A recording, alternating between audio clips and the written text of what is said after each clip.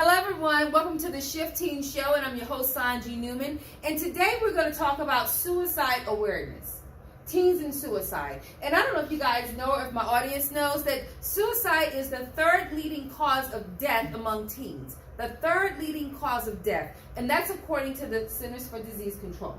So I'm just going to put the question out there. What do you think, what leads a teen to suicide? Landon, I'll start with you. I think there's nothing left for you to be here for. Like, if you were gone, everyone would be happier without you. And no one cares Wow. about you. That you think that people will be happier if you were not here. What about you, Maddie? You just don't have anything left here, so you think maybe there's nothing more. That there's nothing more to live for, or that there's no one that cares about you, and so you think that's the way out.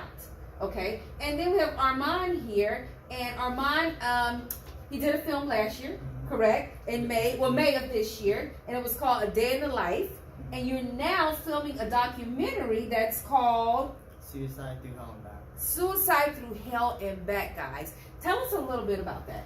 So I was wanting to make a film about suicide awareness earlier last year, and I made that film, and it got pretty good reception. And I'm trying to branch out from that so I can possibly reach more people and know what's like, or at least what people think of suicide and how they would do. And evidently, y'all, we have to, you can chime in at any time, we need to reach more teens because this is the third leading cause of death. So that's a crisis. You see what I'm saying? So, I mean, it's a rising concern for parents, it's a rising concern for teachers, administrators. We want to reach out. So we're here today that you can help other teens and you can let adults know what we can do. So what are some of the warning signs of a person that may be contemplating suicide? Landy, you want to chime in first? What are some of the warning signs? They spend a lot of time by themselves. Like, if they're at home, they'll lock themselves in their room for hours, just doing whatever they want to do. Okay. They won't spend a lot. So of time. isolation. Yeah, they'll isolate themselves. Okay, and Maddie, what do you think? What are some of the warning signs? Somebody that's usually like perky, they won't really stop being perky, they just lessen. They don't really shine as bright as A they change did. in personality. A change in personality. And so, what can an adult do? What can a parent do? What can siblings do? Grandparents, administrators, teachers? How can we help? In reference to if we see a student that's all of a sudden we see a change in his personality, he's become a little more gloomy or not as interested. Would it help to have a safe place to go and talk at school? Or would it help to just, if you have a relationship with that teacher, say a teacher that you can go to and say, listen, these are my thoughts. Tell me what you think would help. I feel like if a teacher cares about the student like a lot and they have a great relationship, there should be a time when like they can talk or something. Okay. But because like usually when you're going through that, you don't really want to talk about it all that much. Have you guys ever considered that? Considered what? Suicide. I thought about it, but I would never do it. Would never do it. Okay. And because I'm going to tell you this, I'm sure most people have thought about it, but didn't carry out the act. You see what I'm saying? Because life, you have anxieties as teens. You're going through so much. Social pressures, keeping up with your academics. I mean, friends change, friends come, friends go. So that thought passes you. But what, you said you thought about it, you would never do it. Yeah. So, It would hurt my mom too much. absolutely. If I did it, she would, her life wouldn't be the same. Absolutely. She'd think that she did something wrong. And I love that you said that. And then, like, I have friends now that really care about me because all this stuff happened in 8th grade. I got in 9th grade, like, I got a lot of friends that actually cared about me, gave it care about what was going on in my life. I love that you said that because suicide not only hurt that person, but it hurts whoever's around you, people that love you. And this is a pain that lasts throughout life, guys.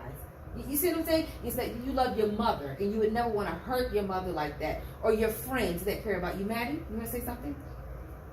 Well, I kind of had his thought process. Like, I've thought, wow, I could really just die, but I've also thought some people just really don't deserve that kind of trauma. I guess. And it will place a burden on your family.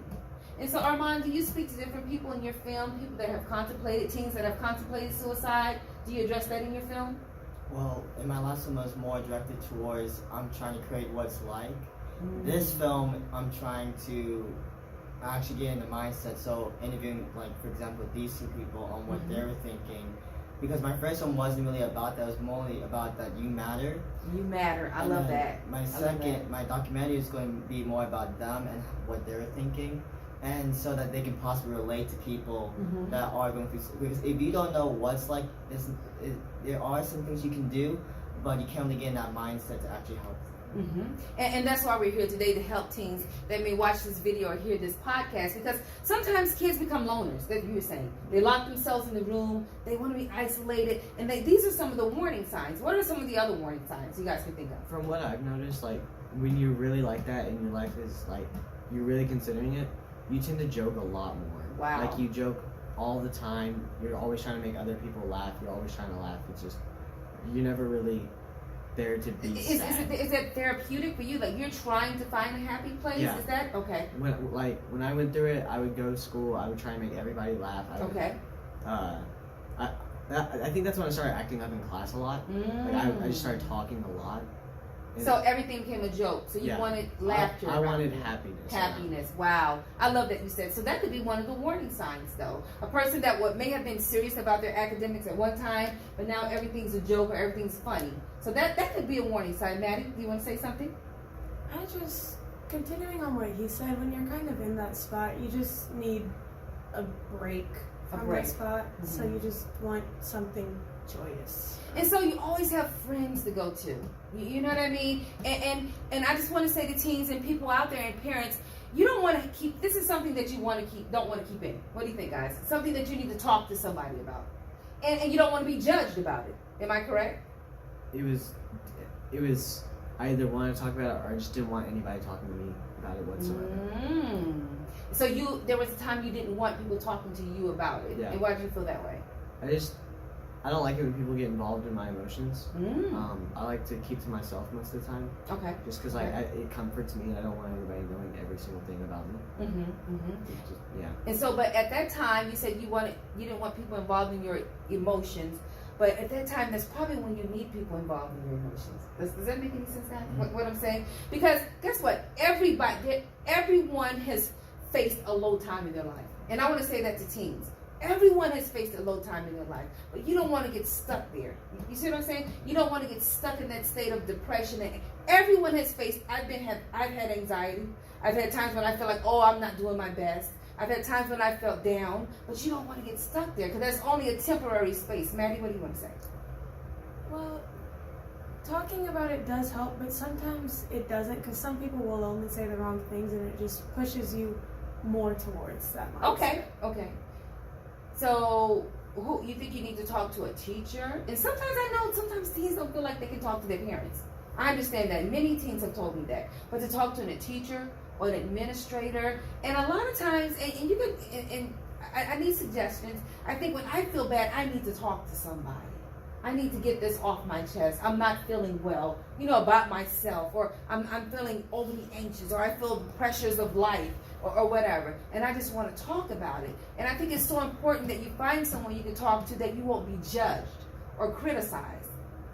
Would you agree with that? I think that when someone is suicidal and they want to talk to someone, I feel like it shouldn't be someone that's just like, oh, you mad, oh, that, because I feel like something that could drive the person to go deeper into that state. Okay. Because when someone, at least what I experience, when someone's suicidal and you don't get how they're feeling right now, you try to relate to them, Mhm. but you don't actually relate to them, it can drive them to be like, just stop talking to me, let me be by myself. Okay. That's why I'm trying to have people, or just people to understand what it's like, because when you know what it's like, you know how they're going, you know what they're going through right now, you know how they feel.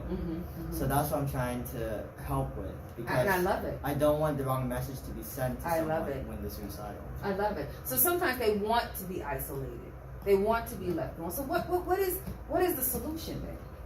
What is the solution? Because you said sometimes I want to be isolated. I really don't want to talk to anyone. I don't want to explain this to anyone, or explain that more. So like, when you're in that state of mind, you want to do anything to make yourself happy. Okay. Even if it's like if it costs someone else their happiness, you just need to be happy for the moment and just make sure that you have some benefit to life, right?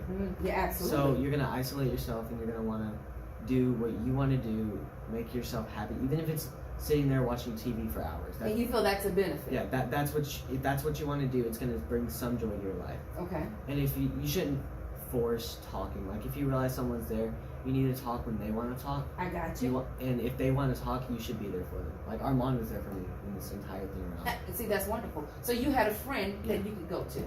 You see what I'm saying? And you knew that you could talk to him. You felt confident in your friendship. What about you, Maddie? Well, you see, for me, I went from having a lot of friends to having none in a very short period of time, and that's kind of what brought a lot on me. But I also realized a lot of people say, oh, it's just in your head, and it's a mental illness. It is literally in your head. But it's also fixed by your mind, because people do take medications for it, and that does make you temporarily happy, but it's not a solution. You need to want to be happy in order to I be love happy. that. I love that. Because some of it is cognitive issues, mental issues. Some of it is pressures that come on as being teens. Just to be a teen, just pressures from social media, like I said previously, academics, pressure of changing friends. But I love that you said sometimes you just gotta want to be happy. Because guess what? Change is something that's gonna always happen.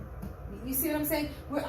I go through change constantly. It's a part of life. And so you say you had a lot of friends, you went to many friends to very few. And that may have brought some anxiety in you. But that's always going to happen. Because as you change, people change and things change. You see what I'm saying? And I just want to get the message out that it's okay because things are going to change. It's okay. There's no one in life that's happy 24/7. That's just not reality. You understand what I'm saying? But you don't have to be sad 24/7 either. You understand? So you can't let your emotions overrule your mind. Am I making any sense here? You understand? Because, okay, that made me upset. Okay. So what's the solution? I burned my toast. Okay. I'm just giving an example. That made me upset. Well, what do you do next time you don't leave it in as long? Okay? Because there's always solutions to problems. You want to say something? I agree with that because you just can't always be in a depressed mindset, because if you're going through the depression and you're not doing anything about it, then it's not going to get any better. It's going to get only tougher from then out. And pain, the pain of depression, the pain of anxiety, the pain of social media stress, the pain of, all of these things are only temporary. Does everybody say that? It's only temporary. It's not permanent because things change. And you can have the sadness of losing a loved one. You understand? The sadness of losing a friend, but it's only what? Temporary. And this is how you guys have to address life. You'll have jobs. You may get fired. You don't have to go into a deep depression and say, okay, that's over. I learned a lesson and you move on. You don't want to be stuck. A lot of people get stuck and they become repeat offenders. Oh, well, that made me upset. That made me depressed. I'm going to stay in this. No, I'm going to pick myself up and I'm going to move on. What do you think, Maddie? Because I see you're in deep thought there. Well, I feel like when I was really in the thick of it, I always heard stuff like this and I'm like, that's not true. You don't understand. It's not like that.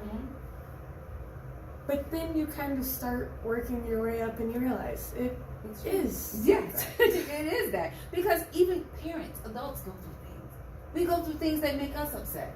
We go through things that cause anxiety in our lives. We really do. But pain and loneliness and depression doesn't have to end in death. You see what I'm saying? It doesn't have to end in death. Because death is final. You see, because each day that the sun rises and every day that you get up, guess what? That's a chance. That's an opportunity for what? Change. And change for the better. What are you going to say? I agree. You agree with that? Yeah. What do you want to say, Linda? Yeah, it's Yeah. great. So, and I want you guys to come here because you made it through. You see what I'm saying? You didn't choose that. You chose life.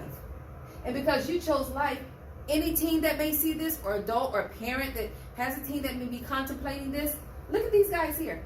And they're wonderful kids. And you would never think, I would never think. When Armand told me who the guests were, I'm like, who? Landon and Maddie? Like, yeah. And I think you guys are so brave.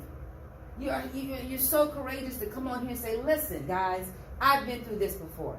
I've contemplated. I've thought about this before, but guess that's not the way. What do you want to say before we wrap? What do you want to say to the teens out there who may be contemplating, who feel down, they're depressed, they're sad, they've lost friends, they don't know where to go, they may be drug abusers, they may be addicted to different substances, and they may say, this is it.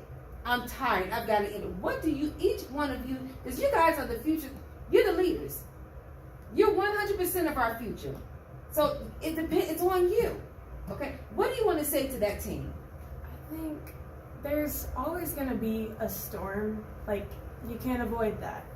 But the storm settles, the sun rises, Oh. and you move on. I love it, Maddie. I love it. Just like there's always going to be storms, but they don't last. Okay, it's temporary. What do you want to say?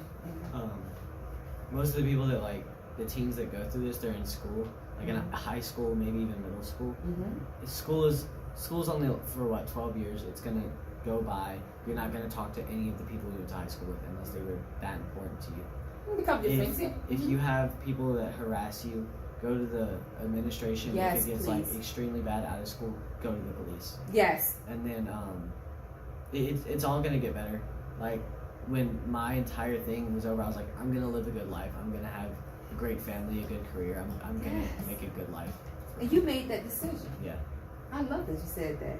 I'm gonna live a good life. I love, say it again. I'm gonna Say it live a again. good life. I'm gonna live a good life. That's a choice. You understand? That's your mind made up. And I love that you said that. Because if you believe it, everyone else has to believe it. Because it's all about you. You understand? Because it's your life. It's what you believe. Armand, what did you want to say? I know how like cliche it sounds, but like you're not alone. You're not alone. So like what Not you alone. have to know is that friends come and go, emotions come and go. You know, the thoughts of suicide is going to come and it's going to go. And that's temporary. Mm-hmm. So while even if you're in that mind, just know you're not alone because there's people that actually love you. Yes. And when you're gone, it's not like, oh, I'm gone, whatever. People are going to care. Yes. There's people that care for People you. want to care. Yes. And did you think that, Landon? You said it before. You thought about your mother. Yeah. And the people that are going to hurt, and they're going to hurt for their lifetime. You understand? Suicide hurts parents, teachers, friends for a lifetime, guys. And because they're going to always think, what could I have done? You see, and that leads guilt, and that leads hurt. What could I have done to help him or help her? And you don't want to leave that behind. And you have so much to live for. Your life is your choice. Whatever you don't like in life, guess who has the power to change it? You do. You guys believe that? Yes. You do. So all of you guys that are listening today, you can always get help. There's a suicide prevention line, the 1-800 number. You can talk to teachers. You can talk to administrators. You can be just like these young people sitting up here, the future leaders of tomorrow. Yes, we all go through gloominess. We all go through some form of depression. We all get anxious. But it doesn't have to end in death. It's your choice. You have so much life to live and so much to do. And I love that Landon said he decided. You made the choice. You understand? And watch out for the film. What's the name of the film again? The documentary? Suicide through hell and back. Suicide through hell and what? Back. That means you went there, but you didn't stay there. You went what? Back. I love that. Until next time. Shift Team Radio Show. See you later. Oh, the Shift Team Show. See you later.